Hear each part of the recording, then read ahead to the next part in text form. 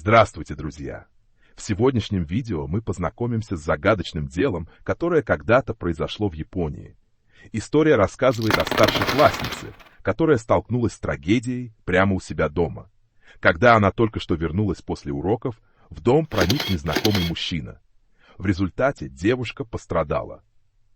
Это дело не оставило много улик, из-за чего расследование длилось 10 лет, но не принесло никаких результатов. Это одно из тех дел, которое сильно повлияло на молодежь Японии и одновременно привлекло большое внимание общественности.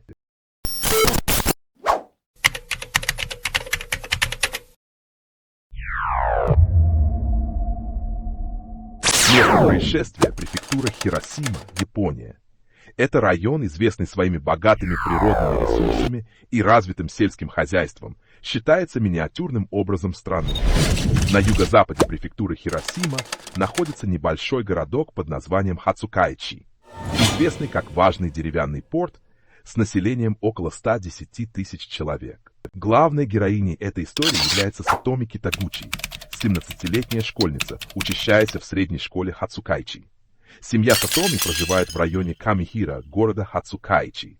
Дом семьи Сатоми Китагучи – отдельно стоящее здание, состоящее из двух частей. Главное здание слева и пристройка справа, соединенные между собой. В семье 5 человек – отец, мать, бабушка, Сатоми и старшая сестра.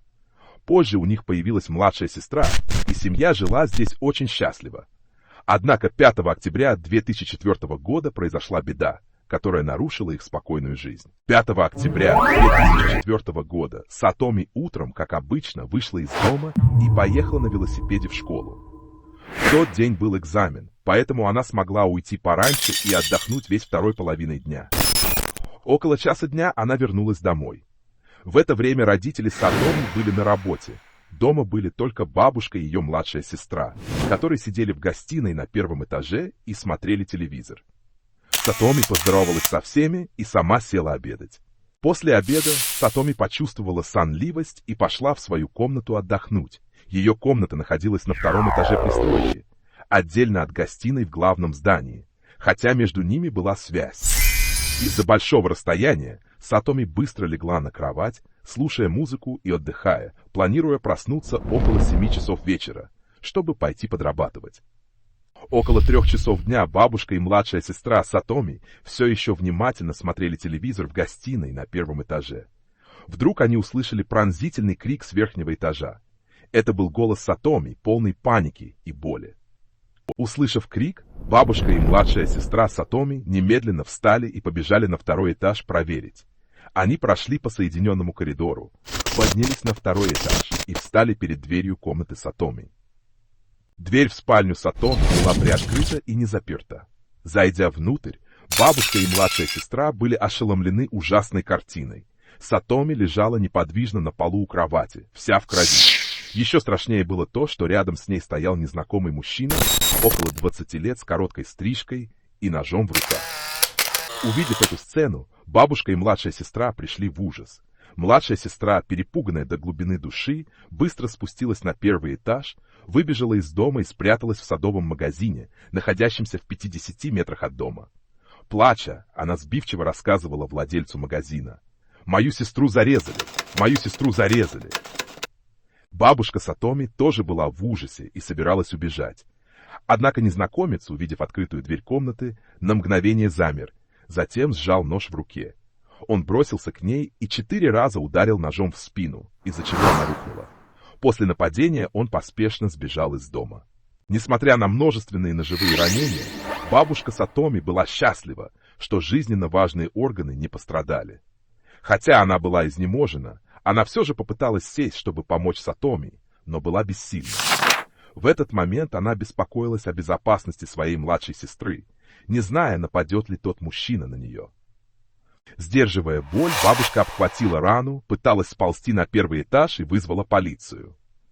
После того, как ей удалось вызвать помощь, она рухнула и потеряла сознание. Получив сообщение, полиция и скорая помощь немедленно прибыли на место происшествия. Зайдя в дом, они обнаружили бабушку, лежащую на полу с телефоном в руке. Немедленно ее доставили в больницу для оказания неотложной помощи. На втором этаже полиция обнаружила тело Сатоми, лежащее в луже крови в спальне. По результатам судебно-медицинской экспертизы на ее теле было много колотых ранений, среди которых смертельное ранение находилось рядом с сердцем. Тело Сатоми не имело признаков насилия. Сразу после этого полиция начала осмотр территории вокруг дома Сатоми, чтобы определить направление побега преступника. Вокруг было много соседних домов, а неподалеку протекала река, что создавало благоприятные условия для бегства. Преступник мог скрыться в близлежащих домах или покинуть город по разным направлениям, что затрудняло поиски. Полиция быстро начала поиск свидетелей и провела расследование в домах жителей, живущих рядом с этим районом. Однако событие произошло в 3 часа дня, когда на улицах было мало людей. Никто не видел подозрительного мужчину, покидавшего дом Сатоми, а отсутствие возможности определить направление бегства подозреваемого значительно осложнило ход расследования. Тем временем бабушка Сатоми была переведена в отделение интенсивной терапии местной больницы. Благодаря своевременной медицинской помощи она чудом выжила. На месте происшествия полиция собрала несколько важных улик. Они нашли неопознанные отпечатки пальцев на полу спальни Сатоми, которые не совпадают ни с кем из семьи. Кроме того, были обнаружены следы обуви размером от 26 до 27 сантиметров, предположительно принадлежащие преступнику. По следам обуви полиция определила бренд и модель обуви, которую мог носить подозреваемый. Особенно под ногтями Сатоми были найдены кусочки кожи, которые были идентифицированы как ДНК преступника. Несмотря на важность этих улик, поимка подозреваемого остается затруднительной из-за отсутствия более конкретной информации о личности. К счастью, бабушка и сестра Сатоми ясно увидели лицо преступника. После допроса обе предоставили подробное описание внешности убийцы. Основываясь на этой информации, полиция успешно составила портрет подозреваемого. Описание мужчины. Короткие волосы, узкие глаза, лицо с множеством прыщей, крепкое телосложение, рост около 1 метра 65 сантиметров, возраст около 20 лет. С этим портретом и такими доказательствами, как отпечатки обуви, отпечатки пальцев и ДНК, найденные на месте преступления, полиция префектуры Хиросима уверена, что сможет быстро установить личность и задержать преступника. Портрет был показан семье Сатоми, соседям, одноклассникам и прохожим возле места преступления. Однако, к сожалению, никто не узнал мужчину на фотографии. Подозреваемый словно исчез без следа, что поставило расследование в тупик. Смерть Сатоми в таком юном возрасте принесла ее семье огромную боль. Боль усиливалась тем, что убийца до сих пор не понял. Родители Сатоми сэкономили 3 миллиона йен на оплату ее университетского обучения. Но теперь эти деньги используются по другому назначению. Отец, охваченный горем и гневом, решил использовать всю сумму в качестве награды для любого, кто предоставит полезную информацию о подозреваемом. Плакаты с объявлением о награде были развешаны повсюду, на углах улиц, в людных местах и в полицейских участках по всей Японии. Благодаря этому дело Сатоми стало известно все большему числу людей. Несмотря на ограниченность улик, полиция префектуры Хиросима упорно продолжала расследование. В течение 10 лет они допросили более 40 тысяч человек, надеясь найти убийцу и добиться справедливости для Сатоми.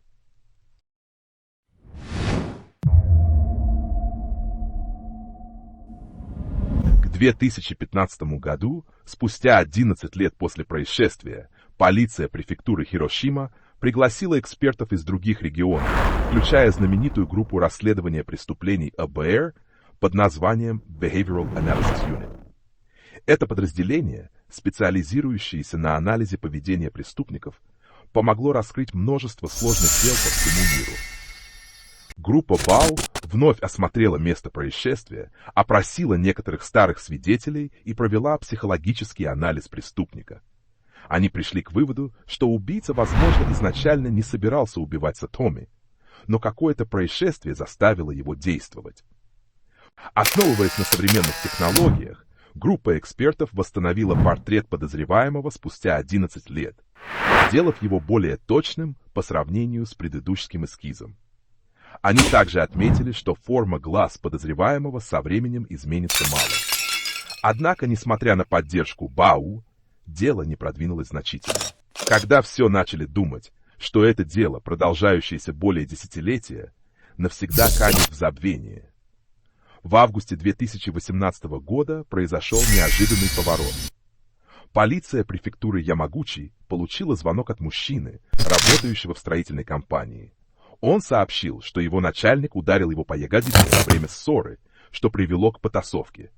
Он чувствовал себя несправедливо обвиненным и хотел, чтобы полиция разобралась в ситуации. Начальник, обвиненный в инциденте, Манабу Кашима, 35 лет, который работает в этой компании более 10 лет.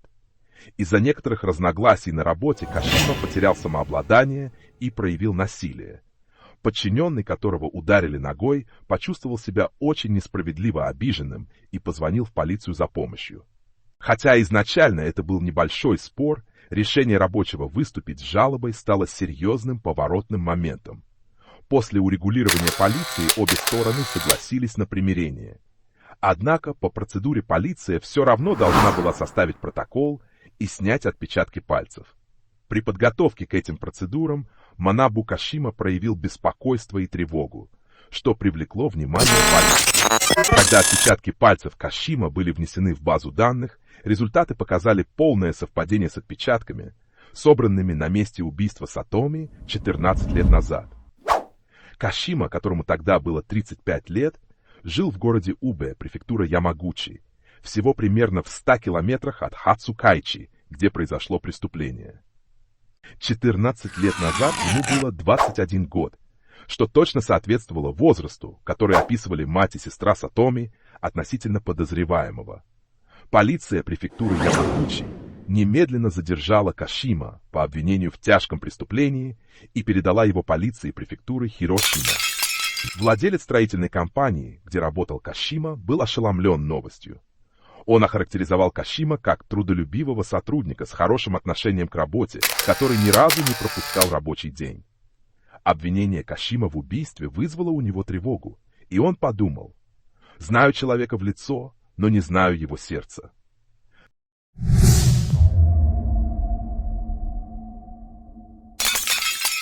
Дело было рассмотрено в марте 2020 года. Сначала Кашима отрицал все обвинения, но перед неоспоримыми доказательствами, такими как отпечатки пальцев и ДНК, он в конце концов признался в содеянном преступлении.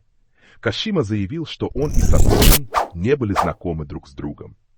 В 2004 году Кашима работал на металлообрабатывающем предприятии в городе Хаги и жил один в общежитии. Из-за продолжительного рабочего напряжения и отсутствия способов снять стресс, он решил уволиться и отправиться в Акихабара, Токио. По пути в Токио, проходя через Хирошима, Кашима случайно увидел, как Сатоми шла домой из школы в обеденное время. На улицах тогда было пусто, и у него возникло намерение проследить за ней до дома с целью найти возможность для насилия. После наблюдения Кашима решил проникнуть в дом Сатоми. Он поднялся на второй этаж и вошел в ее комнату. В этот момент Сатоми отчаянно сопротивлялась, пытаясь защитить себя.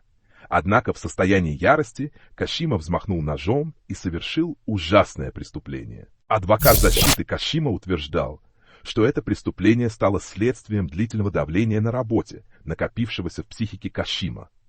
По мнению адвоката, Кашима не имел намерения убивать Сатоми заранее, его действия были порывом момента. Эта защита была направлена на смягчение наказания для Кашима. 18 марта 2020 года суд префектуры Хирошима вынес окончательное решение. Судья отметил, что хотя Кашима был задержан после многих лет скрытия, его преступление оставило неизлечимую боль для семьи жертвы и оказало большое негативное влияние на общество. В итоге Кашима был приговорен к пожизненному заключению по обвинению в убийстве. Хотя дело было закрыто, но длительные страдания семьи Сатоми трудно унять. После суда отец Сатоми написал в блоге: «Прости, что я не смог защитить тебя». Эти слова полны сожаления и непреодолимой боли. До сих пор он продолжает писать записи в дневнике, выражая скорбь и чувство вины перед дочерью. Потерять близкого – это невыразимая боль, а жестокий уход Сатоми еще глубже ранит ее семью. Надеюсь, что отец и близкие Сатоми скоро преодолеют эту боль, чтобы вновь найти радость и продолжать жить хорошо, ведь именно этого Сакуми без сомнения желала издалека. Спасибо, что следили за этой историей. До новых встреч в следующих делах. До свидания!